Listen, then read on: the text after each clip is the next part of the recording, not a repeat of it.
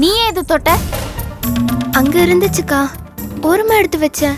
எடுத்து வச்சல்ல, எடுத்து வச்சுட்டு அப்படியே போக வேண்டியதானே, எதுக்கு மறுபடியும் தொட்ட?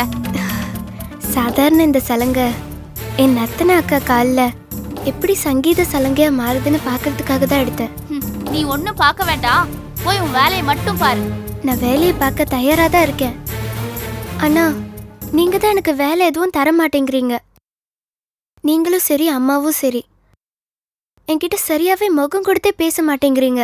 சின்ன பொண்ணு, ரொம்ப சாமி பக்தி உள்ளவ, பாவம் யாரும் இல்லாத அனாதைன்னு நீ சொன்ன எல்லாத்தையும் நம்பன எங்க முகத்திலே கரிய பூசிட்டு போனையே, அந்த அதிர்ச்சியில இருந்தே நாங்க இன்னும் மீண்டு வரல. நர்த்தனா, அம்மா எனக்காக ஒரு வேலை செய்யுமா? என்னம்மா? பூஜை அறையில இருக்க விளக்க எடுத்து சுத்தமா விளக்கி கழுவி வைமா. சரிம்மா.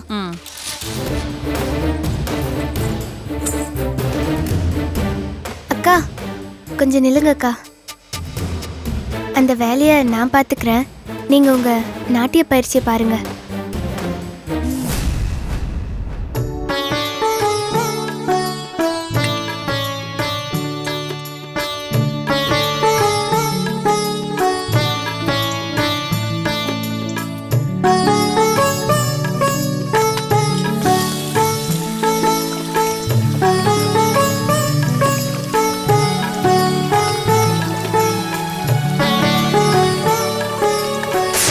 பாலாம்பிகா, பாவம் நீ இந்த வீட்டுக்குள்ளே வரத்துக்கு பெரிய போராட்டமே நடத்த வேண்டியதாக போயிடுச்சு. சாஸ்திரிகள் உன்னை அந்த விரட்டினதும் எங்கே விரக்தியில் திரும்பி போயிடுவியோன்னு நினச்சேன். பரவாயில்ல, நான் நினச்சதை விட நீ பொறுமைசாலி தான். இது மட்டும் போதாது, ஓலைச்சூடி அடையிறது தான் உன்னுடைய கர்மா பெருமை நோக்கம்னு நான் சொன்னனே, அது எப்போதும் உன் ஞாபகத்தில் இருக்கும். அது எப்படி நீ சோம்பங்கனை கிளம்புறதுக்கு முன்னாடியே உன்னோட நண்பர்களும் இங்கே வந்துட்டாங்க, அதுவும் சாஸ்திரிகள் வீட்டு பக்கத்து வீட்டுக்கே? என்ன திருதுன்னு முடிக்கிற? நான் யாரை சொல்றேன்னு உனக்கு புரியுதா? உன்னோட நண்பர்கள் வேற யாரு? அந்த உத்தமர், உன்னதர், துர்முகனையும் கண்டாசுரனையும் தான் சொல்றேன். அவனுங்க இப்ப இந்த வீட்டுக்கு பக்கத்துல தான் இருக்கானுங்க. இங்க குடி வந்து சாஸ்திரிகள் வீட்டுக்கு அறிமுகமாகி அவங்களுக்கு சிநேகிதர்களும் ஆயிட்டாங்க. ஐயோ, கெட்டவங்க சகவாசம் கெடுதியாச்சே. அவங்க கெட்டவங்கன்னு சாஸ்திரிகளுக்கு தெரியாதே. சித்தர் சாமிய கெட்டவர்னு சொல்ற சாஸ்திரிகள் இவங்கள நல்லவங்கன்னு நம்புறாரா? நம்ப வச்சுட்டாங்க. எதுக்காக அவங்க இப்ப இங்க வந்திருக்காங்க? அவங்களோட நோக்கம் என்னவா இருக்கும்? நிச்சயமா நல்ல நோக்கமா இருக்காது. ஒருவேளை நீ எதுக்கு வந்திருக்கியோ அவங்களும் அதுக்காக வந்திருக்கலாம்ல. ஆதிமங்கல விதி எழுதின ஓலைச்சுவடி அவங்களுக்கு தேவைப்படலாமே. நிச்சயம் அவங்க அதுக்காக தான் இங்க வந்திருக்கணும். அப்படின்னா ஓலைச்சுவடி இருக்கிற இடம் அவங்களுக்கு தெரியுமா? தெரியாது. தெரிஞ்சிருந்தா இந்நேரம் சாஸ்திரிகளை உயிரோடு விட்டு வச்சிருப்பாங்களா? அப்போ அவங்களால சாஸ்திரிகளோட உயிருக்கு ஆபத்து வருமா? கெட்டவங்க கெடுதல் தான் செய்வாங்க, நல்லதா செய்வாங்க. பக்கத்து வீட்டுக்கு வந்திருக்கிற துருமுகனும் கண்டாசுரனும் எனக்கு என்ன கெடுதல் செஞ்சாலும் பரவாயில்ல. ஆனா சாஸ்திரிகளுக்கும் அவர் குடும்பத்தை சேர்ந்தவங்களுக்கும் அவங்களால ஒரு ஆபத்தும் வந்துடக்கூடாது. எனக்கு அடைக்கலம் கொடுத்த பாவத்துக்காக என்னால அவங்க உயிருக்கு எந்த ஆபத்தும் வந்துடக்கூடாது. சாஸ்திரிகள் ரொம்ப நல்லவர், யாருக்கும் எந்த கெடுதலும் நினைக்காதவர். தான் பொண்ணு நர்த்தனாவோட கல்யாணத்தை எப்படியாவது முடிச்சிடணும்னு பாவம் ரொம்ப கஷ்டப்படுறாரு. ஆனா சாஸ்திரிகளுக்கு ஏதாவது ஒன்று ஆயிடுச்சுன்னா அவங்க குடும்பம் நாளைக்கு நடுத்தருவுக்கு வந்துடும். அப்படி எதுவும் அசம்பாவிதமா நடந்துடாம நீங்க தான் உதவி செய்யணும். இங்க பார் பாலாம்பிகா, உனக்கு உதவி செய்ய சொல்லி தான் எனக்கு உத்தரவு.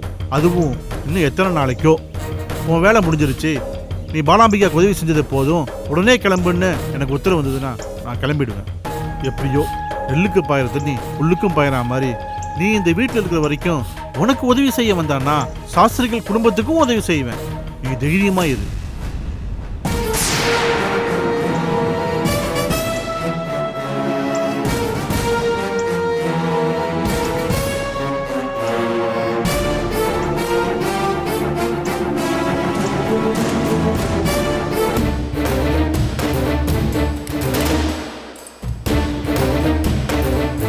பாலாம்பிகா, இந்நேரம் வரைக்கும் யார் கூட பேசிட்டு இருந்த? நானா? நான் யார்கிட்டயும் பேசலையே. நான் பார்த்தேன் நீ பேசிட்டு இருந்தத. இங்கதான் யாருமே இல்லையே. அப்போ காத்தோட பேசிட்டு இருந்தியா? அது உனக்கு நீயே பேசிக்கிட்டியா? அப்படி பேசினா நீ பைத்தியம்னு அர்த்தம். ஆனா நிச்சயம் நீ பைத்தியம் இல்ல.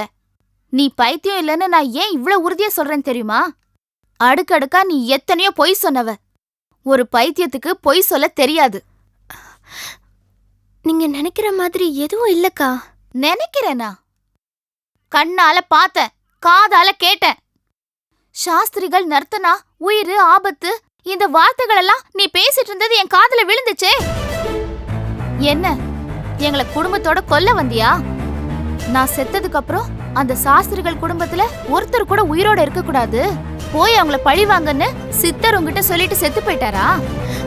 அக்கா, சித்தர் சாமிய பத்தி தப்பா எதுவும் சொல்லாதீங்க. ஓ, இப்பவும் செத்து போன சித்தரை தான் பெருசா நினைக்கிறல்ல? அவர் மேல இவ்ளோ மரியாதை வச்சிருக்கிறவ, அவர் சார்பா எங்களை நீ ஏன் கொல்ல வந்திருக்க மாட்ட? ஐயோ, சத்தியமா நான் அப்படிப்பட்டவ இல்லக்கா, என்ன நம்புங்க. உன்னை நம்பிதான் நாங்க மோசம் போனோமே. இந்நேரம் வரைக்கும் நீ பேசிட்டு இருந்தது யாரோட? அந்த சித்தரோட ஆவியோடவா? உங்க குடும்பத்துக்கு ஏதாவது ஆபத்து வந்தா என் உயிரை கொடுத்தாவது காப்பாத்துவனே தவிர என்னால உங்களுக்கு எந்த ஆபத்தும் வராது. இது சத்தியம். உன் சத்தியத்தை தூக்கி குப்பையில போடு. உன்னால எங்களுக்கு ஏதாவது ஆச்சு, கொன்னுடுவேன்.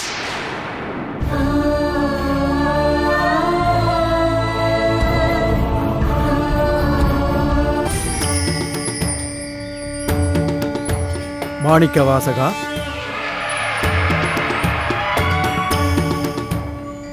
என்னப்பா இதெல்லாம்? நீ இந்த காரியத்தை செய்யலாமா? முதல்ல நான் இதை நம்பவே இல்லை. என்னோட சிஷ்யன் ஏன் மாணிக்க வாசகன் தற்கொலை பண்ணிக்கிட்டு உயிரை விடுற அளவுக்கு ஒரு கோழையா என்ன? உன் மேல நான் அவ்வளவு அசைக்க முடியாத நம்பிக்கை வச்சிருந்தேன். அத்தனையும் பொய்யாக்கிட்டேப்பா. உன்னோட பாட்டி உன்னை ஒரு 6 வயசு பையனா என்கிட்ட கொண்டு வந்து விட்டுட்டு போனா. அன்னையிலேருந்து நீ ஏன் நிழலா ஏன் கூடவே வளர்ந்த. எனக்கு தெரிஞ்ச வித்தை, கல்வி, ஞானம், சித்து, சம்பத்து அத்தனையும் உனக்கு சொல்லி கொடுத்து உன்னை நான் ஒரு முழுமையான சித்தனாக்கினேன். அப்படி ஆக்கிட்டதா நானே நினச்சிக்கிட்டேன். ஒரு உண்மையான சித்தனோட அடிப்படை குணாதிசயம் என்ன தெரியுமா? அவன் எதுக்கும் எந்த விஷயத்துக்கும் உணர்ச்சி வசப்பட மாட்டான். சித்தம் கலங்கி பித்து பிடிச்சு நிற்க மாட்டான். இன்பம், துன்பம், இனிப்பு, கசப்பு, சுகம், துக்கம், வெற்றி, தோல்வி, இகழ், புகழ் இத்தனையும் அவனுக்கு ஒண்ணுதான். ஒரு சித்தனை சாதாரண மனுஷங்கிட்ட இருந்து வித்தியாசப்படுத்துறது இதுதான். இப்போ நீ நடந்துகிட்ட விதம் எதுல சேர்த்துக்க முடியும்? நீ ஏன் முடிவு பண்ணிக்க? குருவே, நான் இன்னும் முழுமை அடையல. சாதாரண மனுஷன் மாதிரி உணர்ச்சிகளோட இரைச்சல் என் உள்ளுக்குள்ள கேட்டுக்கிட்டே இருக்கு. அந்த இரைச்சல், அந்த சத்தத்துக்கு ஏத்த மாதிரி தான் இத்தனை நாள் நான் நடந்து வந்திருக்கேன். இதெல்லாம் ஒரு சித்தனுக்கு அழகில்லைன்னு எனக்கு தெரியும். ஆனா நான் அப்படித்தான் இருக்கேன். சாதாரண மனுஷங்களோட பண்புகளோடவே நான் ஒரு சித்தனா வாழ்ந்துட முடியும்னு கணக்கு போட்டேன். சொல்ல போனா அதை என்னோட பலம்னு நினைச்சேன். அந்த பலத்தோட திருப்போரூர் வீதியில திரிஞ்சவன் கங்காதீஸ்வர சாஸ்திரிகளை பார்த்த ஒரு கணத்துல தடுமாறிட்டேன். அவரை பார்த்து தலதெறிக்க ஓடி தப்பிச்சு வந்தேன். ஒரு சக மனுஷனை பார்த்து சித்தம் பயந்து ஓடி வரலாமா? இத்தனை நாள் நான் பலம்னு நினைச்சது பலகீனம்னு எனக்கு உரைச்சுது. அதுல உணர்ச்சி வசப்பட்டு தான் குளத்துல இறங்கி உயிரை விடுறதுன்னு முடிவு பண்ணேன். சாஸ்திரிகள் உன்னை கொல்ல துரத்தி அவர்கிட்ட இருந்து உயிரை காப்பாத்திக்க நீ ஓடி இருந்தா அது மன்னிக்க முடியாத குற்றம், பெரிய தப்பு. உன்னை என் சிஷ்யன்னு சொல்லிக்கவே எனக்கு அவமானமா இருக்கு. நிச்சயமா. ஆனா நான் என் உயிருக்கு பயந்து ஓடல, சாஸ்திரிகளோட உயிருக்கு பயந்துதான் ஓடன. நான் அவரை கொன்னுடக்கூடாதே, என்னால அவருக்கு எதுவும் ஆயிடக்கூடாதுன்னு அந்த பயம்தான் என்னை துரத்துச்சு. தலைமுறையா சாஸ்திரிகள் குடும்பத்தோட வாரிசோட மரணம் என் குடும்பத்தை சேர்ந்த நபரால. இதெல்லாம் கடந்த கால வரலாறு. அப்படி பார்த்தா சாஸ்திரிகளோட சாவு என் கையால. இந்த தொடர்கதைக்கு முற்றுப்புள்ளி வைக்க நினைச்சேன். அதனாலதான் சாஸ்திரிகள் இந்த சோமங்கலம் பக்கமே இத்தனை வருஷம் தலை வச்சு படுக்காம இருந்தேன். அப்படி இருந்தும் திருப்போரூர்ல என் கண்ணில் பட்டார். எந்த விதியை தலையெழுத்த நான் மாத்தணும்னு நினைச்சனோ எங்க அது நடந்துருமோங்கிற பயத்துலதான் நான் தலை தெறிக்க ஓடினேன். ஓடி வந்தது சரி, தற்கொலை பண்ணிக்க போனது தப்பு தானே? நான் உயிரோட இருந்தா சாஸ்திரிகளோட சாவுக்கு காரணமாயிடுவேன். பிரம்மஹத்தி பாவத்துக்கு நான் ஆளாக விரும்பல. அதனாலதான் என் தலையெழுத்த மாத்த தற்கொலைக்கு ஆத்துக்குள்ள இறங்கினேன். முட்டாள் மாணிக்க வாசகா, விதியை யாரால மாத்த முடியும்? அது உன்னால முடியுமா, என்னால முடியுமா? அது ஏன் உனக்கு புரியல? ஒரு சித்தனா எனக்கு புரியுது. ஆனா ஒரு மனுஷனா கொலகாரனாகி பாவச்சத்துல விழுந்துருவோன்ற பயம். நான் தான் சித்தனும் இல்ல, மனுஷனும் இல்ல. இந்த ரெண்டுத்துக்கும் இடையில கடந்துல தவிக்கிறேன். சாஸ்திரிகளோட சாவு உன் கையில. நீ வேணும்னே விரும்பி அவரை கொலை பண்ண போறதில்ல. உன் விருப்பத்தை மீறி நடக்க போற செயல் அது. அப்போ அதுக்கு காரணம் அந்த ஆண்டவன், அந்த கடவுள் சாஸ்திரிகளுக்கு கதி மோட்சம் தர்றார். சொர்க்கத்தோட வாசல் கதவை சாஸ்திரிகளுக்காக திறந்து வைக்கிறார். அப்படித்தான் நீ இதை பார்க்கணும். சாஸ்திரிகளுக்கு கதி மோட்சம் கொடுக்கறதுக்கு நான் யாரு? சர்வேஸ்வரனா? சர்வேஸ்வரனால ஆட்டி வைக்கப்படுறவன். அவன் ஆட்டி வச்சா அதுக்கேத்த மாதிரி ஆடித்தானே ஆகணும். ஆதிமங்கலத்தோட விதி ஒரு ஓலைச்சுவடியில இருக்கு. இது தேவ ரகசியம். இந்த பூ உலகத்துல இந்த ரகசியம் சித்தர்களுக்கு மட்டுமே தெரியும். ஆனா இந்த ரகசியத்தை ஒரு நாள் நீ பாலாம்பிகா கிட்ட சொன்ன. விதியை மீறி அவகிட்ட நீ ஏன் சொன்னேன்னு நான் உன்னை கோவிச்சுக்கிட்ட. ஏன்னே தெரியல, எப்படியோ என்னை அறியாம வாய் தவறி உளறிட்டதா நீ சொன்ன. அப்படி நீ வாய் தவறி உளர்ன பாரு, அதுலதான் இருக்கு விதியோட சூட்சமம். விதியோட விளையாட்டு, ஓலைச்சுவடி ரகசியம் பாலாம்பிகாவுக்கு தெரிய வந்தது. அவளோட விதி அந்த ஓலைச்சுவடியை கொண்டு போய் சாஸ்திரிகளோட முதுகு தண்டு வடத்துல ஒளிய வச்சது சாஸ்திரிகளோட விதி. குருவே, என்ன சொல்றீங்க? அந்த ஓலைச்சுவடி? ஆமா, கங்காதீஸ்வர சாஸ்திரிகளோட முதுகு தண்டு வடத்துல பத்திரமா இருக்கு. ஏன் இது உனக்கு தெரியாதா? அன்னைக்கு பாலாம்பிகா உங்ககிட்ட ஓலைச்சுவடி உயிரோட நடமாடிக்கிட்டு இருக்கிறதா சொன்னப்போ எனக்கு புரியுதுன்னு அவளை மேற்கொண்டு சொல்ல விடாம தடுத்தியே. ஓலைச்சுவடி இருக்கிற இடத்த பாலாம்பிகாக்கு சொல்ல விருப்பம் இல்லைன்னு நான் புரிஞ்சுக்கிட்டேன். அப்படிப்பட்டவ தன்னை மறந்து சொல்லிடக்கூடாதே அப்படிங்கிற எண்ணத்துலதான் புரியுதுன்னு சொல்லி அவளை அதோட நிறுத்திட்டேன். குருவே, ஓலைச்சுவடி இருக்கிற இடத்த பாலாம்பிகா சொல்ல மறுத்ததுக்கான காரணம் எனக்கு இப்ப புரியுது. அத சொன்னா சாஸ்திரிகளோட உயிருக்கு ஆபத்து வரும். அவரோட மரணத்துக்கு நான் காரணமாயிடக்கூடாதுன்னு என் சிஷ்யை நினைக்கிறப்போ நான் மட்டும் சாஸ்திரிகளை கொல்ல நினைப்பேனா? அதனாலதான் அவருக்கு முன்னால நான் சாக முடிவெடுத்தேன். மாணிக்க வாசகா, மறுபடியும் நீ கடவுளையும் விதியையும் மறந்துட்டு பேசுற. கடவுள் சரியாத்தான் கணக்கு போட்டு வச்சிருக்கான். இப்போ உன்னோட நிலைமை என்ன, அந்த பாலாம்பிகாவோட நிலைமை என்ன? பஞ்சலிங்க கோவில் கட்ட தேவையான லிங்கங்கள் எல்லாம் ஒவ்வொன்றா பறி போயிடுச்சு. மிச்சம் இருக்கிறது ஒன்னே ஒன்று. அது எங்கிட்ட எனக்குள்ள இருக்கு. மற்ற 4 லிங்கமும் உங்களுக்கு கிடைக்கணும். அப்பதான் உங்க லட்சியம் நிறைவேறும். காணாம போன லிங்கங்கள் எங்க இருக்கு, எடுத்துக்கிட்டு போனது யாரு, அதை எப்படி மீட்கிறது, அத்தனை கேள்விக்கும் பதில் அந்த ஓலைச்சுவடியில இருக்கு. ஆதிமங்கலத்தோட விதியில உங்க தலை விதியும் அடங்கி இருக்குன்னு உனக்கு புரியலையா? அதனால பாலாம்பிகா லட்சியத்துக்கு நீ உதவியா இருக்கணும். அவளை நீதான் வழி நடத்தணும். இதுதான் ஆண்டவனோட விருப்பம்னா ஆத்ம சக்தியோட அதை பண்ணிட்டு போ.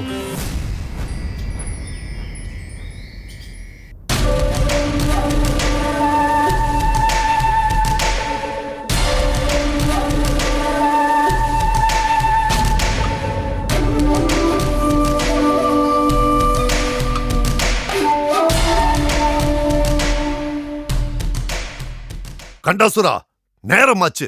நீ என்னடானா இப்பதான் ஆடி அஸ்ட் வந்துட்டு இருக்க? துருமுகா, அவசரப்படாத.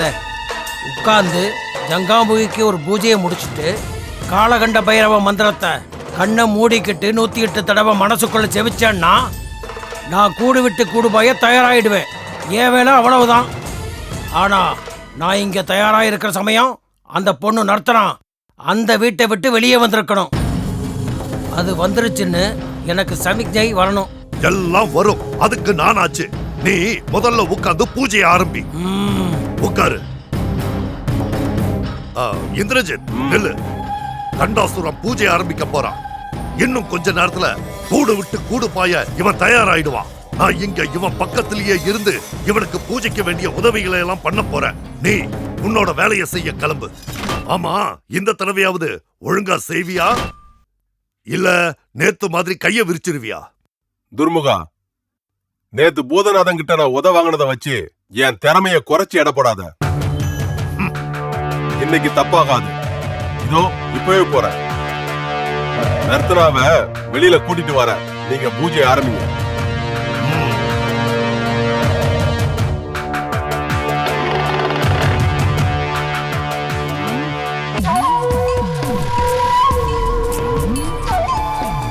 பூதநாதன் இந்த சுத்து வட்டாரத்துல எங்கேயுமே இருக்க கூடாது. அத முதல்ல ஊர்ஜிதம் பண்ணிக்கணும். அப்புறம் நர்த்தனாவை வெளியில கொண்டு வரணும்.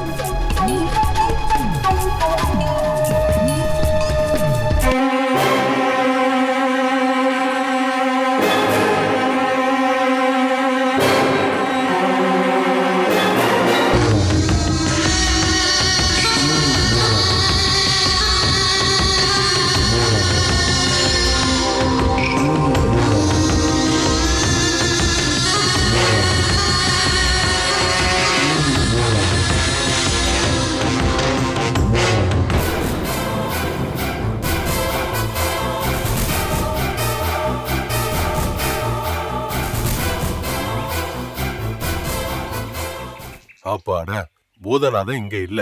அது சரி, அவன் பாலாம்பியாவுக்கு காவலா அவ பக்கத்துல தானே இருப்பான். நாம தேடி வந்தது நர்த்தனாவ தானே. அவன் நம்ம பக்கமே வரமாட்டான். நர்த்தனா வீட்டுக்குள்ளதான் இருப்பா. அவளை அலைக்கா தூக்கிட்டு வந்துட வேண்டியதான்.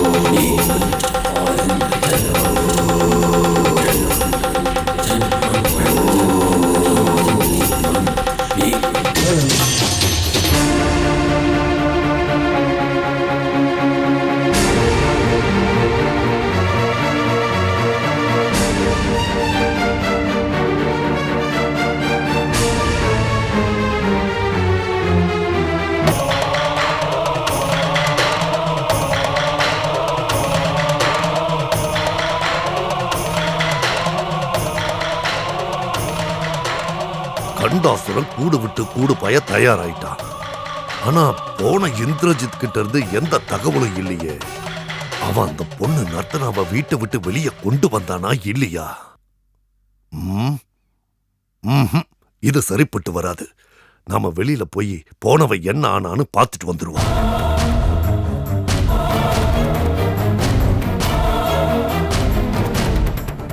என்ன விட்டு, என்ன விட்டு. ஐயோ, வேணாம் வேணாம் வேணாம், என்ன விட்டு. இனிமே இந்த பக்கமே வரமாட்டேன். என்ன விட்டு, என்ன மன்னிச்சிரு, என்ன மன்னிச்சிரு. என்ன எதுவும் செஞ்சிடாத, என்ன மன்னிச்சிரு, என்ன மன்னிச்சிரு. என்ன எதுவும் செஞ்சிடாத, வேண்டாம் வேண்டாம். இனிமே இந்த பக்கமே வரமாட்டேன். இனிமே இந்த பக்கமே வரமாட்டேன். ஐயோ அம்மா, ஐயோ ஐயோ, வேண்டாம் வேண்டாம், என்ன அடிக்காத அடிக்காத, என்ன விட்டு, என்ன விட்டு, என்ன கொண்டுடாத. கண்டாசுரா, கண்டாசுரா, கண்டாசுரா, நிறுத்து உன் ஜபத்தவத்தை. நர்த்தனா இப்போ வீட்டை விட்டு வெளியே வரமாட்டா. நம்ம கிட்ட அப்படி வீரமா பேசிட்டு போன இந்திரஜித்த அந்த பூதம் அங்க அடிச்சு துவம்சம் பண்ணிக்கிட்டு இருக்கு. அப்படியா சொல்ற? மறுபடியும் அவன் புலங்கையில மாட்டிக்கிட்டானா? ஆமா, வா அந்த கன்றாவியா நீயும் வந்து உன் கண்ணால பாரு. வா, நேத்து உன்னை ஒளிச்சு போன விட்டேன். இந்த பக்கமே வராதன்னு வந்தா கொண்டுடுவேன்னு சொல்லலாம் இல்லையா? என் கையில கால்ல விழுந்து உயிர் பச்சை வாங்கிட்டு போனேன். மறுபடியும் எதுக்கு இந்த பக்கம் வந்த? உனக்கு என்ன நெஞ்சிருத்து இருக்கும்? தெரியாம வந்துட்டேன். இனிமே வரமாட்டேன். என்ன மன்னிச்சிடு. உன்னை மன்னிக்கிறதா? என்ன மன்னிச்சிடு. இனிமே இந்த பக்கமே வரமாட்டேன். நான் சொன்னதை கேளு. நான் சத்தியமா சொல்றேன். இனிமே இந்த பக்கமே வரமாட்டேன். எதுவும் செஞ்சிடாத, என்ன எதுவும் செஞ்சிடாத. வேண்டாம் வேண்டாம், என்ன மன்னிச்சிடு. அடிக்காத. ஐயோ அம்மா, வேண்டாம் வேண்டாம். ஐயோ ஐயோ அம்மா, வேண்டாம் வேண்டாம். சொல்றதை கேளு. இந்த பக்கமே வரமாட்டேன்.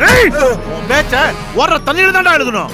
உன்னை இந்த தடவை மன்னிச்சு விட்ட என்னை விட முட்டாள் இந்த உலகத்திலே வேற யாரும் இருக்க முடியாது. இல்ல இல்ல, என்ன எதுவும் செஞ்சிடாத. சத்தியமா நான் வரமாட்டேன். என்னை இந்த ஒரு தடவை மன்னிச்சு விட்டு இனிமே இந்த பக்கமே வரமாட்டேன். நான் வரமாட்டேன். சொன்னாலும் சொல்லாட்டியும் நீ இனிமே வரமாட்ட. நீ உயிரோட இருந்தாதானடா வருவ. இப்ப பார் நான் உன்னை என்ன செய்யறேன். என்னை மன்னிச்சு விட்டு. எந்திரா எந்திரா.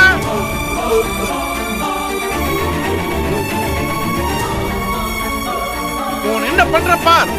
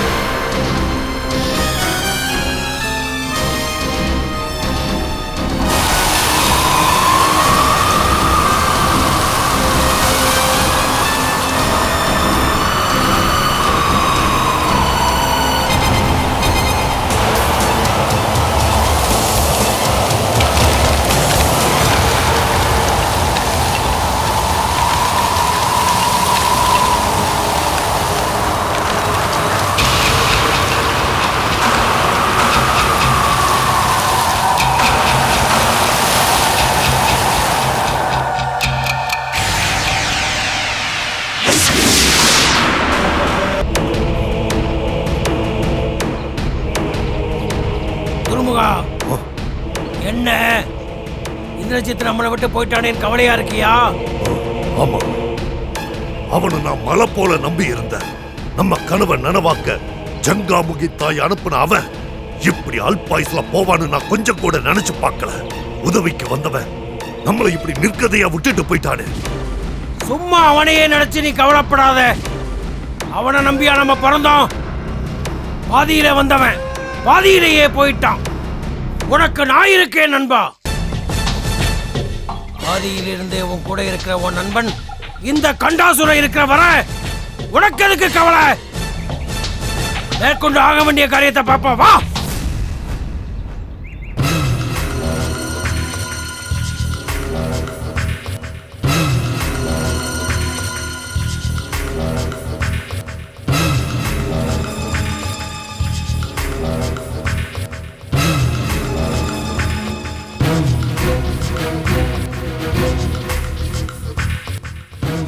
இப்ப எதுக்கு இடிஞ்சு போய் உட்கார்ந்துகிட்ட? கப்பல் கவுந்துருச்சா இல்ல வானமே இடிஞ்சு தலைமையில விழுந்துருச்சா? அந்த இந்திரஜித் உரு தெரியாம காத்தோடு காத்தா கலந்து போயிட்டான், அவ்வளவுதானே. உருப்படாதவன் போனா போயிட்டு போறான். அவன் பெருசா என்னத்தை சாதிச்சுட்டான்? நமக்காக அவன் ஒரு துரும்ப கூட அசைக்கல. அவன் போனதுனால நமக்கு எந்த நஷ்டமும் இல்லை. இருந்தாலும் அவன் நம்ம பக்கத்திலேயே கூடவே இருந்தது நமக்கு கொஞ்சம் பலமாவும் தான் இருந்துச்சு தான் இல்லைங்கள. ஆனா எப்போ அவன் பூதங்கையில உதவாங்கிறத நம்ம கண்ணால பாக்குற வரைக்கும்.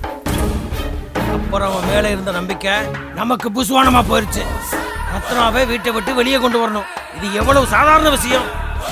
அது சாதாரணமா பூன் உயிர்த்தல்ற விஷயம். ஆனா அதை கூட அவனால செய்ய முடியலையே. அப்பேற்பட்ட அசகாய சூரம் போயிட்டான்னு பெருசா புலம்பிக்கிட்டு இருக்க. விட்டுத்தலே, உனக்கு நான் இருக்கேன். இப்ப என்ன, அந்த நர்த்தனா உடம்புக்குள்ள கூடு விட்டு கூடு பாஞ்சு அந்த வீட்டுக்குள்ள சாஸ்திரிகளோட பொண்ணா நடமாடணும், அவ்வளவுதானே. அது எனக்கு பெரிய விஷயமே இல்லை. அன்னைக்கே அதை செஞ்சிருப்பேன். ஆனா அதை செய்ய விடாம தடுத்தது யாரு? அந்த வீணா போன இந்திரஜித்து தான்.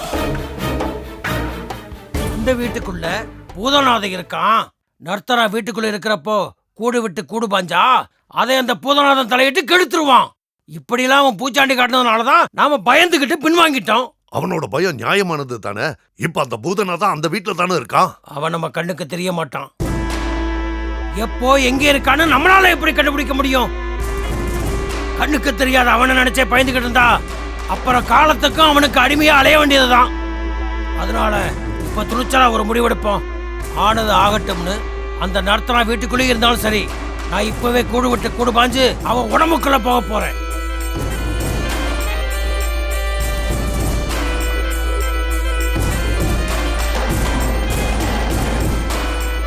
என்ன யோசிக்கிற? நீ சொல்றது ஒரு விதத்துல சரியாத்தான் இருக்கு. இனி நாம துணிஞ்சு இறங்கிட வேண்டியதுதான். அதோட இந்திரஜித்த காலி பண்ண அந்த பூதநாதன் இப்ப வெளியில தான் தெரிஞ்சுக்கிட்டு இருப்பான். அவன் இந்நேரம் வீட்டுல இருக்க மாட்டான். அவன் உள்ளேயோ வெளியேயோ அவனாச்சு நாமளாச்சு என்று ஒண்ணு பாத்துருவோம். குருமுகா, மறுபடியும் நான் பூஜையை ஆரம்பிச்சு அந்த காலகண்ட பைரவ மந்திரத்தை ஜபிச்சு கூடு விட்டு கூடு போய தயாராகிறேன். இதுல ஒரு முக்கியமான விஷயம், நான் மந்திரத்தை மனசுக்குள்ள 108 தடவை சொன்னதும் என் உடம்புக்குள்ள இருந்து உசுறு வெளியே போயிடும். என் உடம்புக்குள்ள இருந்து உசுறு வெளியே போயிட்டா இது வெறும் உடம்பு, வெறும் கூடு. அதுக்காக இதை அப்படியே அலட்சியமா விட்டுற முடியாது. போன காரியத்தை முடிச்சுட்டு என் உசுறு திரும்பி இந்த உடம்புக்கு தான், இந்த கூட்டுக்கு தான் திரும்பி வரும். அதனால நான் திரும்பி வர்ற வரைக்கும் என் உடம்பு பத்திரமா இருக்கணும். நீ என்ன செய்யற? என் உசுறு என் உடம்ப விட்டு போனதும் இந்த உடம்ப ஈசான மூலையில படுக்க வச்சு வாழை இலைய போட்டு நல்லா மூடி வச்சிரு. மூடி வச்சுட்டு நீ எங்கேயும் வெளியே போயிடாத. எத்தனை நாள் ஆனாலும் நான் திரும்பி வர்ற வரைக்கும் என் உடம்புக்கு பக்கத்திலே உட்கார்ந்து நீ பத்திரமா பாத்துக்கணும், பாதுகாத்தும் வரணும். என்ன செய்வியா? கவலையப்படாத நண்பா, எனக்கு உன்னை விட்டா வேற யார் இருக்கா? உன் உயிர், உன் உடம்போட மதிப்பு உன்னை விட எனக்கு நல்லா தெரியும். உன் உடம்ப என் உசுரை கொடுத்து நான் காப்பாத்துவேன், அதை பொக்கிஷமா பாதுகாப்பேன். போதுமா? நீ கவலைப்படாம தைரியமா பூஜையை ஆரம்பி.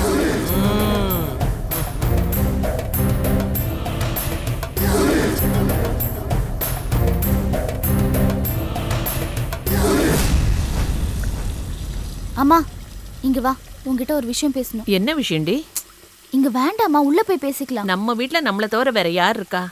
அப்படி என்னடி ரகசியம்? வான்னு சொல்றேன்ல. இரு வரேன். வெறும் தொல்லையா போச்சு. சீக்கிரமா வாடி வா. சொல்லுடி, என்ன விஷயம்? அவ விஷயமா அப்பா அப்படி நடந்துகிட்டது, கோவப்பட்டது எல்லாம் சரிதானோன்னு எனக்கு தோணுது. இப்படி மொட்டையா சொன்னா எனக்கு தலையும் புரியல வாலும் புரியல. அம்மா, பாலாம்பிகாவ அப்பா முதல்ல வீட்டுக்குள்ளே விட மாட்டேன்னு சொன்னார்ல, அதுதாம்மா சரி. மறுபடியும் அவ ஏதோ பேசினான்னு சொல்லி மயங்கி அவளை வீட்டுக்குள்ள விட்டு தப்பு பண்ணிட்டோமோன்னு தோணுது எனக்கு. ஏண்டி, அவதான் உண்மையை மறைச்சதுக்கான காரணம் சொல்லிட்டால. நல்ல பொண்ணுடி அவ. அவ மேல உனக்கு ஏண்டி சந்தேகம்? அவ உன்ன மாதிரி என்ன மாதிரி இல்லம்மா, அவகிட்ட ஏதோ வித்தியாசம் இருக்கு. அவ பண்ணின பூஜை, அவளோட பக்தி எல்லாம் பார்த்துட்டு உங்க அப்பா அவளை தெய்வ குழந்தைன்னு சொன்னாரு. நீ சொல்ற வித்தியாசம் அதுவோ என்னவோ? ஓஹோ, தெய்வ குழந்தை, அதனாலதான் காத்தோட பேசிட்டு இருக்காளா? என்னடி சொல்ற? காத்தோட பேசுறாளா? ஆமாமா, அவ கண்ணுக்கு மட்டும் ஏதோ ஒரு உருவம் தெரியுதுன்னு நினைக்கிறேன். குத்து விளக்குன்னு நீ என்கிட்ட சொன்னல, குடுங்கக்கா அதை நான் பண்றேன்னு புழக்கடைக்கு போனவ அங்க போய் நின்னுகிட்டு யார் கூடவோ என்னென்னமோ பேசிட்டு இருக்காமா. ஒரு நிமிஷம் பார்த்து நான் ஆடி போயிட்டேன். சாஸ்திரிகள் நர்த்தனான்னு நம்மளை பத்தி தான் பேசிட்டு இருக்கா. உன்ன என்ன அப்பாவ நம்ம குடும்பத்தையே அவ கூண்டோட ஒழிக்க ஏதோ ஒரு சதி திட்டத்தோட தான் அவ இந்த வீட்டுக்குள்ள வந்திருக்கான்னு நினைக்கிறேம்மா. அப்படியா சொல்ற? இந்த காலத்துல யார நம்புறதுனே தெரியலையே. பாவம் பார்த்து வீட்டுல சேர்த்துக்கிட்டோம், கடைசியில நமக்கே ஆபத்தாயிடும் போல இருக்க. அவளை வீட்டுல வச்சிருக்கிற ஒவ்வொரு நிமிஷமும் அவளால நமக்கு என்ன ஆகும்னு திக்குன்னு பயந்துகிட்டே தான் இருக்கணும். அம்மா, அப்பா கிட்ட சொல்லி அவளை இப்பவே வெளியில அனுப்பிடுமா. அப்பா என்னடி சொல்றது? நானே அவளை அடிச்சு விரட்டுறேன். எங்கடி அவ? அக்கா, நான் அவ்வளவு சொல்லியும் உங்களுக்கு என் மேல நம்பிக்கை வரல, அப்படிதானே? அம்மா, அக்கா சொன்னதுல பாதி உண்மை. புழக்கடையில நான் ஒருத்தர் கூட பேசிட்டு இருந்தது உண்மை, அது அக்கா பார்த்ததும் உண்மை. யார்கிட்ட பேசிட்டு இருந்தேன்னு கேட்டாங்க. ஆனா நான் யார்கிட்டன்னு சொல்லல. அதனால தான் அவங்களுக்கு என் மேல தேவையில்லாத சந்தேகம். அம்மா, நான் தெய்வ குழந்தையோ இல்லையோ, ஆனா தெய்வத்துக்கு இந்த குழந்தைய பிடிக்கும் போல. அதனால தான் அந்த தெய்வமே எனக்கு ஆபத்து ஏற்பட்டா உதவி செய்ய பூதநாதர்னு ஒருத்தர் அனுப்பியிருக்கு. அவரு என் கண்ணுக்கு மட்டும்தான் தெரிவாரு, உங்க கண்ணுக்கெல்லாம் தெரிய மாட்டாரு. அக்கா பார்த்தப்போ நான் பேசிட்டு இருந்தது அவரோட தான். அவர்கிட்ட என்ன பேசிட்டு இருந்தேன்னு சொல்லிடுறேன்.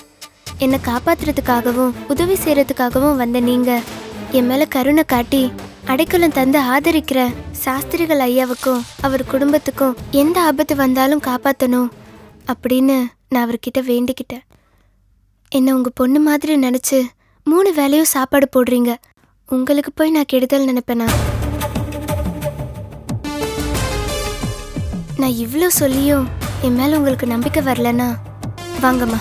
அக்கா வாங்கக்கா. அம்மா ஜங்காமுகி தாயே, எங்களுக்கு துணையா நீ அனுப்பி வச்ச இந்திரஜித்து இன்னைக்கு எங்களோட இல்லை. நாங்க இந்திரஜித்தை தான் இழந்தோம். ஆனா எங்க தைரியத்தையும் நம்பிக்கையும் துணிச்சலையும் இழக்கல. உன்னை நம்பி இந்த காரியத்துல இறங்குறோம். எங்களுக்கு கருணை காட்டி ஆசீர்வாதம் பண்ணுதாயே.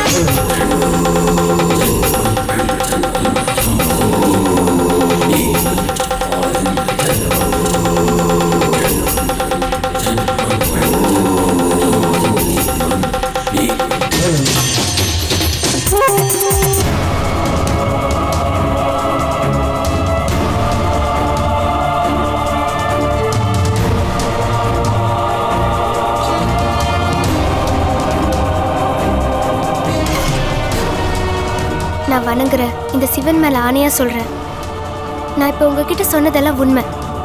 இது சத்தியம்.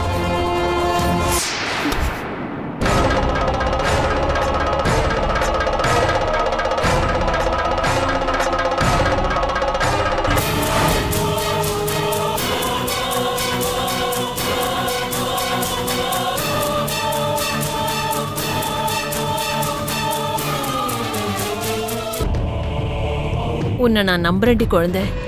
ஏதோ புத்தி கெட்டு போய் சந்தேகப்பட்டுட்டோம். இனி என்னைக்கும் உன்னை சந்தேகப்பட மாட்டோம். ஆமா, மத்தியானத்துல இருந்து நீ இன்னும் சாப்பிடவே இல்லையே. நாங்கெல்லாம் சாப்பிட உட்கார்ந்தப்போ உன்னையும் சாப்பிட கூப்பிட்டேன்ல. நீ ஏதோ வேலை பண்ணிக்கிட்டு இருந்த. வேலை முடிச்சிட்டு வரேன்னு சொன்னவ வரவே இல்லையே. இப்ப மணி என்ன ஆச்சு? இது வரைக்கும் சாப்பிடலன்னா பசிக்காது. வாமா வா, தட்டு கீழே வச்சுட்டு வா, சாப்பிடலாம். வாமா.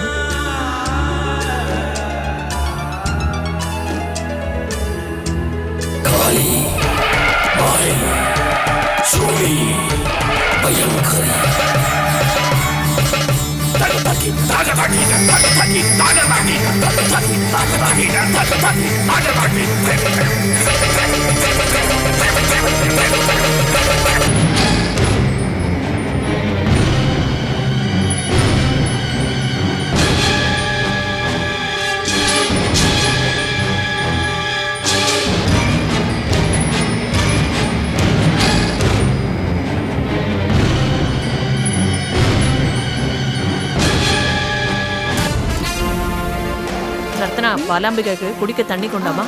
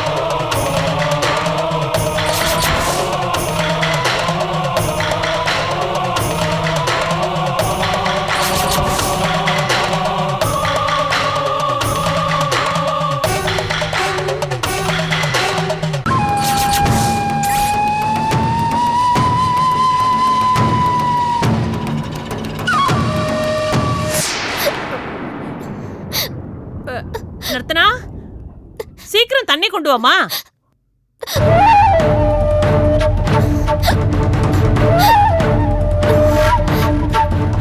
தண்ணி கொண்டு வரதுக்கு இவ்வளவு நேரமா? இந்த குடிமா.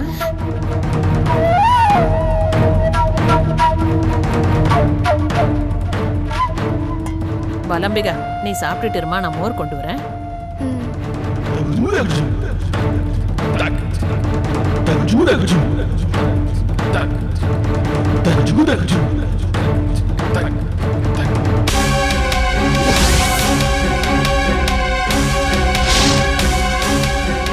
நல்லா சாப்பிடு பாலாம்பிகா, நல்லா சாப்பிடு.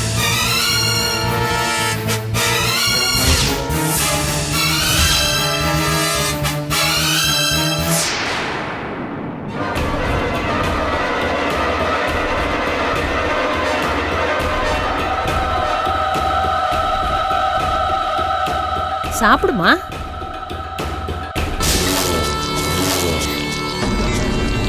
ஐயோ, என்னாச்சு?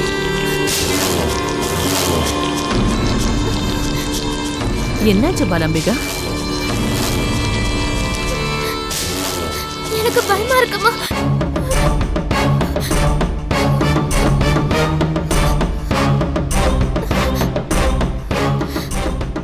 ஏம்மா, எதுக்கு பயம்? உனக்கு பசி மயக்கமா? நீ வயிறார சாப்பிடு, உன் பயம்லாம் போயிடும்.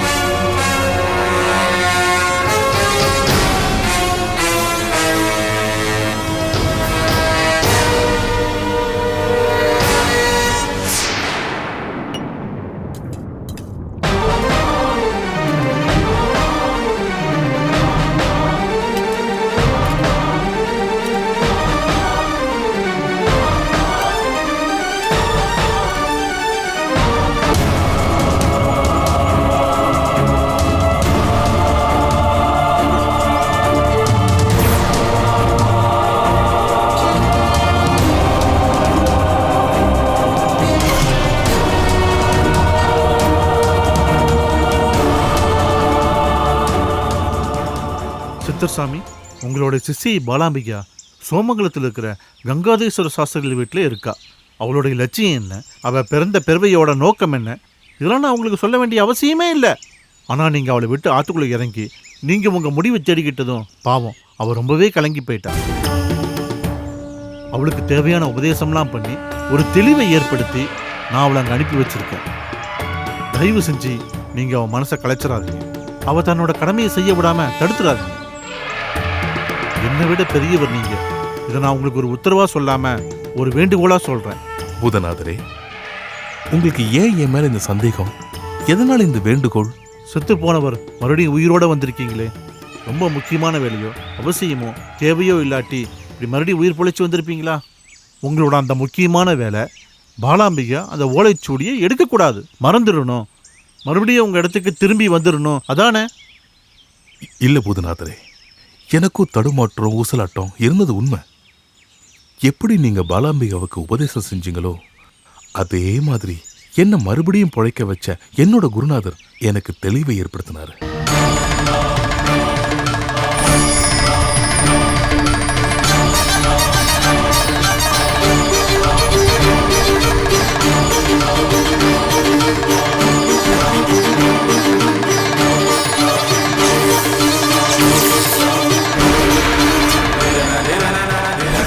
ஒரு உண்மையான சித்தனோட அடிப்படை குணாதிசயம் என்ன தெரியுமா?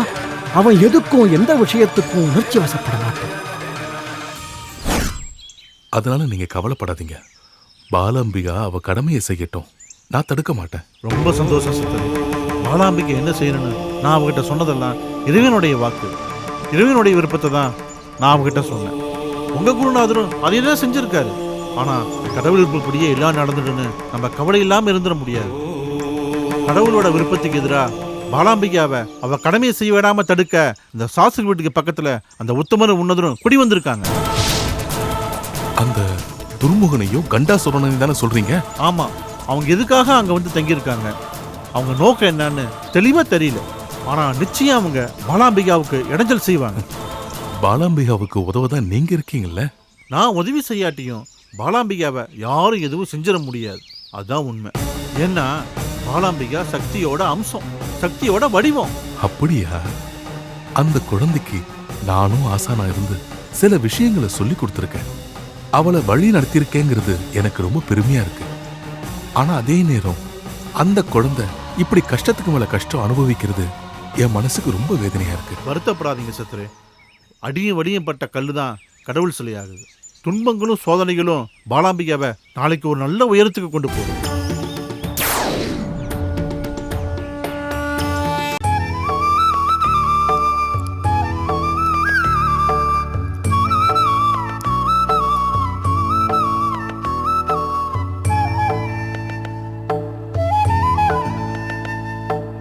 நர்த்தனா, அம்மா. மாப்பிள்ளை வீட்டுக்காரங்க இன்னும் கொஞ்ச நேரத்துல வந்துருவாங்கம்மா. மகாலட்சுமி மாதிரி இருக்கம்மா. என் கண்ணே பற்றும் போல இருக்கு. தாயோட கண்ணு பொல்லாததுன்னு சொல்லுவாங்க. மாப்பிள்ளை வீட்டுக்காரங்க வந்து போகட்டும், அப்புறமா உனக்கு திஷ்டி சுத்தி போடுறேன். அம்மா, எனக்கு இதெல்லாம் சுத்தமா பிடிக்கலம்மா. அப்படிலாம் பேசக்கூடாது. கல்யாணத்துக்கு அப்புறம் தான் உனக்கு நல்ல காலம். நீ வெளிநாட்டுல நாட்டிய கச்சேரி நடத்த மாப்பிள்ளையே ஒத்துக்கிட்டாரே, அப்புறம் என்ன? அம்மா இந்தாங்க நீங்க கேட்ட பூ. திரும்பமா. அகிலா, ம்? நர்த்தனாக்கு அலங்காரம்லாம் முடிஞ்சிருச்சா? முடிஞ்சிருச்சுங்க. சுல்தான்பேட்டை சுப்பிரமணியம் பெரிய பணக்காரன். மாப்பிள்ளை பையனுக்கு வெளிநாட்டுல வேலை. ரொம்ப வசதியான இடத்துக்கு வாழ்க்கப்பட்டு போக போறா. கல்யாணத்துக்கு சம்மதிச்ச நம்ம நர்த்தனா அதிர்ஷ்டசாலி நினைச்சேன். கிடையாது, அந்த பையன் தான் அதிர்ஷ்டசாலி. என்னங்க, இந்த சம்பந்தம் உறுதியா அமைஞ்சிரும்ல? நிச்சயமா. நம்ம நர்த்தனா பார்த்துட்டு மாப்பிள்ளை பையன் வேண்டான்னு சொல்லிடுவானா என்ன? மாப்பிள்ளை வீட்டுக்காரங்க வந்துட்டாங்க போல இருக்கு. வா போய் பார்க்கலாம். இருமா.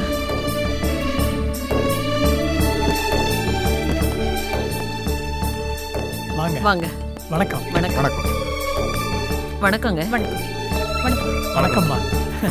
வாங்க வாங்க. உள்ள உள்ள வாங்க. வாங்க.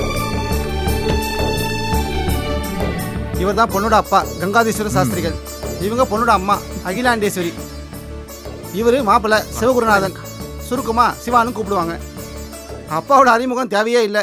சுல்தான்பேட்டை சுப்பிரமணியம். இது மாப்பிள்ளையோட அம்மா. வணக்கம். ஜோசியர் உங்ககிட்ட எல்லாம் விவரமா சொல்லியிருப்பாரு. எனக்கு இருக்கிறது ஒரே பையன், வெளிநாட்டில் வேலை பார்க்குறான். 1 மாசம் லீவில் வந்திருக்கான். கல்யாணம் ஆனதும் திரும்பி போயிடுவான். ஜோசியர் எல்லாம் சொன்னார். மாப்பிள்ளை பையன் பொண்ணு ஜாதக பொருத்தம் அமோகமா இருக்குன்னு சொன்னார். மாப்பிள்ளை பையன் பொண்ணு பார்த்து பிடிச்சு போய் இந்த கல்யாணம் முடிஞ்சு என் பொண்ணு வெளிநாட்டுக்கு போற யோகம் இருந்தா தாராளமா போயிட்டு வரட்டும். எங்களுக்கு ரொம்ப சந்தோஷம். நர்த்தனா எங்களுக்கு ஒரே பொண்ணு. கல்யாணம் ஆகி வெளிநாடு போயிட்டா அடிக்கடி பாத்துக்க முடியாது. அந்த ஒரு வருத்தம் தான். ஏமா பார்த்துக்க முடியாது? தினமும் பார்த்துக்கலாம். இப்போதான் ஸ்கைப்பு நைப்புன்னு ஹைடெக்கா என்னென்னமோ வந்துருச்சே. பொண்ணை கல்யாணம் பண்ணி கொடுத்துட்டு நீங்களும் ஹைடெக்கா மாறிட வேண்டியதானே? எங்க கிட்ட பெருசா வசதி ஒன்றும் இல்லை. ஜோசியர் சொன்னாரா? ஒன்னும் சொல்ல வேண்டாம். எங்க சொத்தே 7 தலைமுறைக்கு வரும். பொண்ணுக்கு நீங்க எதுவும் செய்ய வேண்டாம். அவ எங்க பொண்ணு மாதிரி. பொண்ணு வர சொல்லலாமே. மாப்பிள்ளை தம்பிக்கு அவ்வளோ அவசரம், வெளிநாடு போறாருல, அதனால தான். அப்புறம் பொண்ணு ரெடியாக இருந்தால் வர சொல்லலாமே. எல்லார்கிட்டையும் நமஸ்காரம் பண்ணி ஆசீர்வாதம் வாங்கிட்டோம். போமா போய் பொண்ணை கூட்டி. நர்த்தனா, அம்மா, மாப்பிள்ளை வீட்டுக்காரங்க வந்துட்டாங்க. ஹாலில் உட்காந்துருக்காங்கம்மா. அவங்கள வந்து பார்த்துட்டு நமஸ்காரம் பண்ணிக்கோமா. வாம்மா, எல்லாம் நல்லபடியா முடியும்.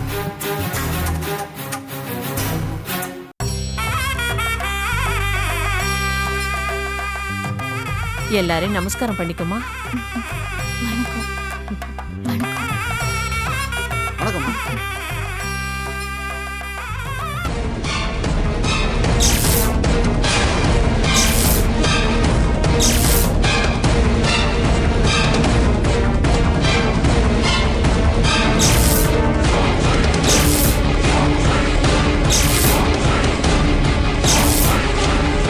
மாப்பிள்ள, பொண்ணு நல்லா பாத்துக்குங்க. இன்னும் என்ன பார்க்கணும்? அதான் பொண்ணு மகாலட்சுமி மாதிரி இருக்காளே. எங்க போனாலும் எங்க சிவாக்கு இந்த மாதிரி ஒரு பொண்ணு கிடைக்காது. எங்க சிவா ரொம்ப அதிர்ஷ்டசாலி.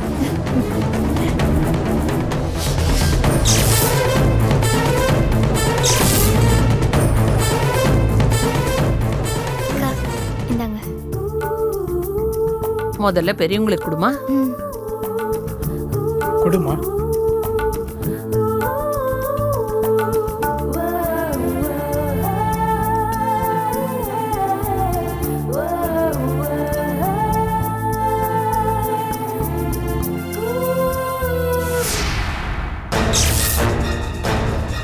காஃபிய வாங்கிக்கோ. இதுல விஷம் கலந்துருக்கு. குடிச்சு அடுத்த நிமிஷமே நரகத்துக்கு போயிடலாம். ஆஹா, காஃபில சக்கரை பத்தாதுன்னா கேளுங்கன்னு பொண்ணு கேட்குறாப்புல.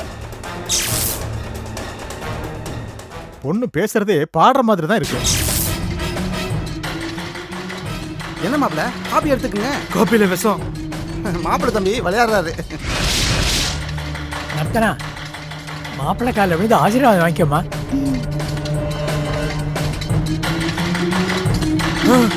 வேணாம் வேணாம் வேணாம், நீ அங்கேயே இரு.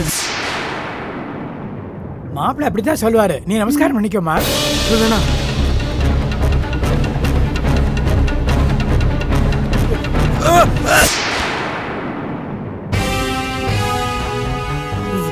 வேணாம் வேணாம், எனக்கு இந்த பொண்ணே வேணாம். இந்த பொண்ணு மட்டும் இல்ல, எந்த பொண்ணுமே எனக்கு வேண்டாம். எனக்கு கல்யாணமே வேண்டாம். காலத்துக்கும் கட்ட பிரம்மச்சாரியாவே இருந்துட்டு போறேன். இல்லடா. டேய் சிவா.